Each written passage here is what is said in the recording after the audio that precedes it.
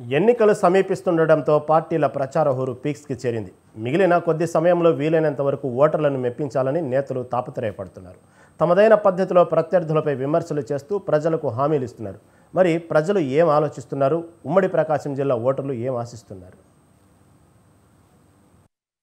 గ్రామం అర్ధవేడు మండలం గిద్దలూరు నియోజకవర్గం అభివృద్ధి చెందిందంటే తెలుగుదేశం పార్టీ ద్వారా. అశోక్ రెడ్డి గారి హయాంలో 1156 కోట్లతో అభివృద్ధి చేసిన ఏకైక నాయకుడు అశోక్ రెడ్డి గారే. కాబట్టి మరలా అశోక్ రెడ్డి గారు రావాలని మేము మనస్ఫూర్తిగా కోరుకుంటున్నాం. ఈరోజు ఈ రాష్ట్రంలో జరుగుతున్న సార్వత్రిక ఎన్నికల్లో ఆంధ్రప్రదేశ్లో వైఎస్ జగన్మోహన్ రెడ్డి చేసిన అభివృద్ధి పథకాలు పేద ప్రజలకి నేరుగా అంది ప్రతి ఇంటి పేద మహిళ కానీ మహిళామ తల్లులు కానీ మళ్ళీ జగన్మోహన్ రెడ్డి గారిని గెలిపించుకోవాలని ఆశతో ప్రేమతో ఎప్పుడు 13వ తారీఖు వస్తుందా, మేము ఎప్పుడు ఓటేద్దామా, మా బిడ్డని మా మనవడిని గెలిపించుకుందామని ఆశతో ఉన్నారు.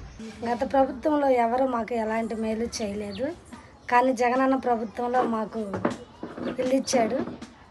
నా ఓట్లు జగనన్నకే వేస్తాం.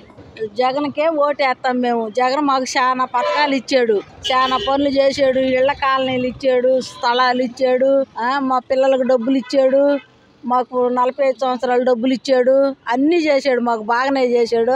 ఈ సందులో వచ్చి అతనికి మీటింగులు చెప్పడానికి వచ్చి మీటింగులు చెప్పి ఆయన బాలకృష్ణ ఒక ఆయన, పవన్ కళ్యాణ్ ఒక ఆయన, వీళ్ళంతా కలిసి ఉత్తమ మీటింగులు చెప్పి ఏదో డబ్బులు దోసుకోవటానికి వాళ్ళ కాక పాపమా. అది చీరాల ఐటీసీ టుబాకో కంపెనీలో వర్కర్గా పనిచేస్తాను. ఐఎన్టీసీ బ్రాంచ్ సెక్రటరీగా నేను ఉంటున్నాను. ఈ రాష్ట్రంలో 2019లో జగన్మోహన్ రెడ్డి గారు ముఖ్యమంత్రి అయిన కాడి నుంచి ఎస్సీ ఎస్టీ బీసీ మైనార్టీలకి పెట్టిన పథకాలు ఏ రాష్ట్రంలో ఈ భారతదేశంలో ఎక్కడా లేవు. 2024లో రేపు మే 11వ తారీఖు జరుగు ఎన్నికల్లో అఖండమైన మెజార్టీతో గెలిపించాల్సిన బాధ్యత మన మీద ఉంది. నా పేరు కిషోర్, గిద్దలూరు నియోజకవర్గం.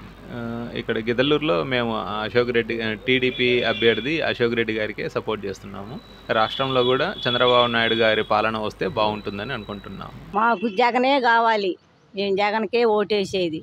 మాకు అన్ని పథకాలు చేసాడు, చెప్పిన పనులన్నీ చేసాడు.